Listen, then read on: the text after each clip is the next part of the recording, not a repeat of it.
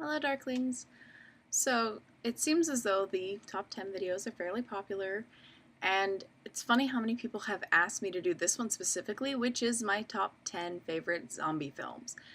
Now, not to disappoint, but zombie films are actually one of my least favorite horror tropes and common themes because they get boring fast. There's only so many directions you can go with them for the most part, and most of my favorite zombie films have some comedic elements. If I want the undead that eats from humans, I'd rather go for vampires because they're a little bit more elegant.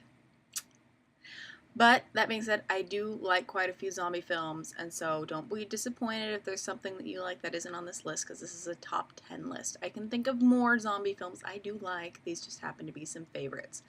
And this is, of course, going through for the more pop culturally common zombie instead of the traditional Haitian voodoo zombie like White Zombie or I Walked with a Zombie or Surfing the Rainbow. This is going a little bit more Romero.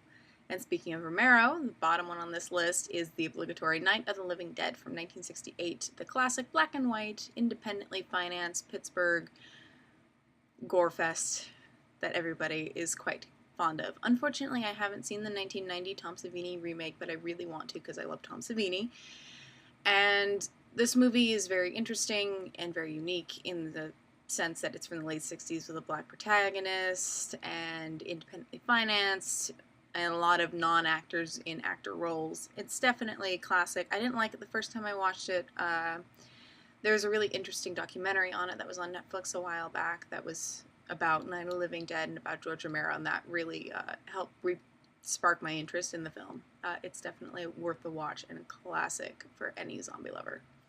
The next one up on here, which is not exclusively zombies, but primarily zombies, is I Sell the Dead.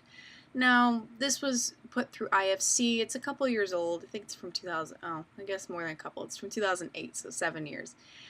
And this movie is great. It's quite funny, but it has to do with grave robbing, and then grave robbers realizing that their market's a little bit more lucrative if they go for the undead instead of just the dead. And it's pretty funny and pretty well done and has a very comic booky feel to it, and it's great, and I highly suggest watching it because not enough people have seen it, which is definitely a shame. Now, the next one up on here is one that I mostly only like for the lead actress and not really for any kind of plot reasons, and I'm not a video game person, and that's Resident Evil. In this case, I'm thinking specifically the first one. I've seen the first 5 of them.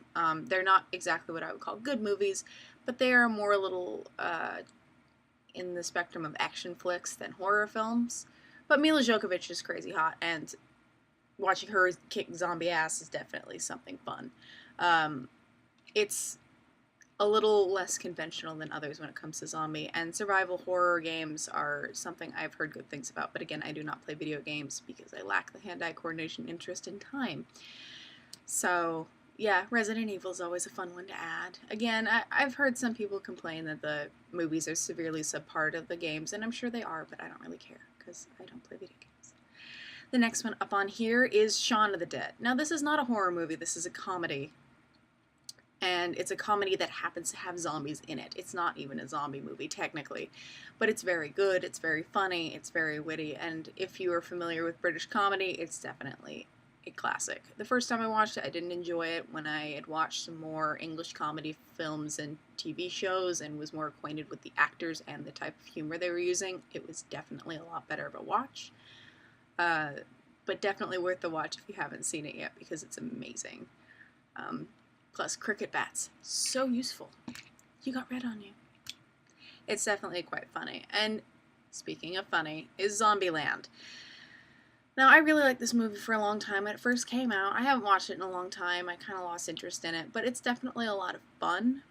And it's kind of this surrealist, almost comic booky nonsense feel to it. Emma Stone is always great. Woody Harrelson's amusing as hell in that movie, and plus Bill Murray is the best surprise ever. Although, if you haven't seen it yet, I ruined the surprise.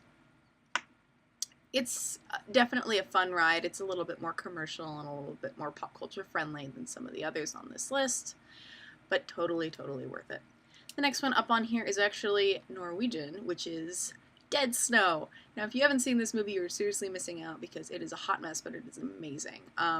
Nazi zombies pop up out of the snow because of some gold. So these campers have to figure out what to do. It's pretty great. I haven't seen the second one yet, but I am quite excited to get around to doing that because apparently it's pretty great and terrible at the same time, so I'm thrilled. But yeah, Nazi zombies. I haven't seen very many Norwegian films, but I was quite thoroughly impressed by the production value, the underlying notes of humor, and the general blood splatter fun that was present in that. So definitely watch it if you haven't. Next one up on here, back to Romero, is Dawn of the Dead. Now, I could put Day of the Dead on here too, but I wasn't as impressed with that as I was with Dawn of the Dead. Dawn of the Dead is obscenely long, and in this case I'm talking about the original. I do not care for the remake at all. And I know a lot of people really like it. I don't. I just, there's something that bugs me about it. It lacks the charm, I guess, of the original.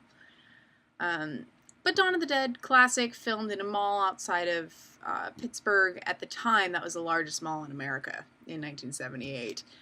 But a lot of non-actors, again, similar do-it-yourself kind of feel that you have in Night of the Living Dead, even though it was made 10 years later.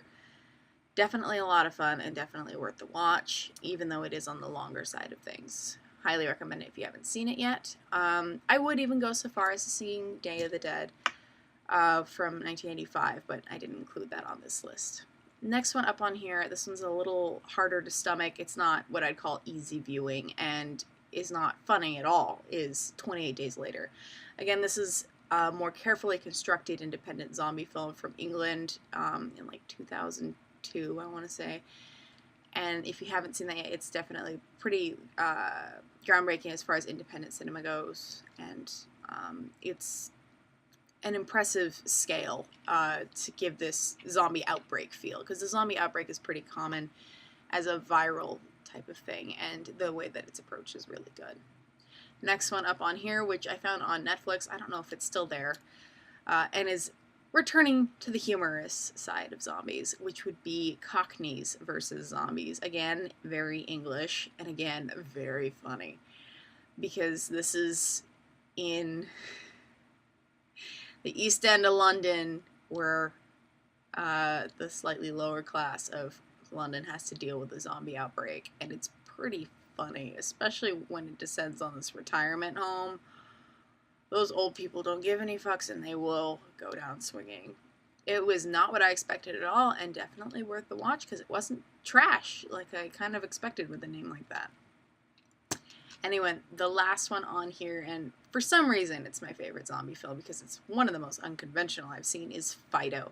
Now, this one was a complete surprise. I found it on Netflix a few years ago. I don't know if it's still there, but it's kind of 1950s style America.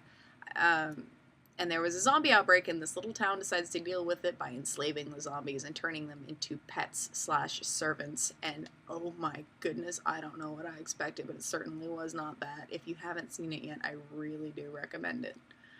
So again, that's a top 10 list. I could probably name 7 or 8 more, but these are just some of my favorites, most of which are funny.